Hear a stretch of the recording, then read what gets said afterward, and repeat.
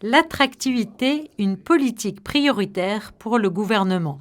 Après la crise du Covid, les modes de vie ont changé et la principauté doit s'adapter et avoir une vision plus stratégique.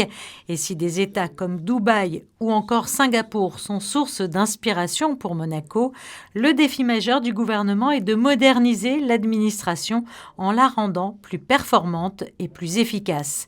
Par ailleurs, la compétition internationale étant très forte, la principauté doit rayonner à travers le monde tout en se rendant attirante. L'attractivité, c'est très important parce qu'il s'agit d'attirer le mieux possible sur un territoire des personnes qui veulent venir y résider, qui veulent venir y travailler ou qui veulent venir y investir ou y passer des vacances. C'est donc des choses très différentes qui appellent des politiques très diverses, mais il est important que cette politique soit prioritaire et surtout qu'elle soit exercée au plan interministériel parce qu'il ne s'agit pas de se substituer à l'ensemble des ministères, mais de coordonner au mieux ce que font les ministères dans ce domaine, parce que tous les ministères sont concernés, mais aussi d'autres acteurs privés en principauté. Après le numérique, Frédéric Ginta vient donc d'être nommé au poste de délégué interministériel pour l'attractivité, deux univers étroitement liés.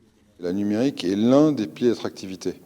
Maintenant, l'attractivité est beaucoup plus vaste que le numérique. Cette capacité à attirer, à accueillir et à intégrer l'ensemble des forces économiques, soit des résidents, soit des investisseurs, des touristes ou des pendulaires. Et donc c'est une mission beaucoup plus globale, même si, évidemment, elle s'appuiera sur le numérique. Durant les semaines à venir, Frédéric Ginta va partir à la rencontre de l'ensemble des forces de l'attractivité en principauté.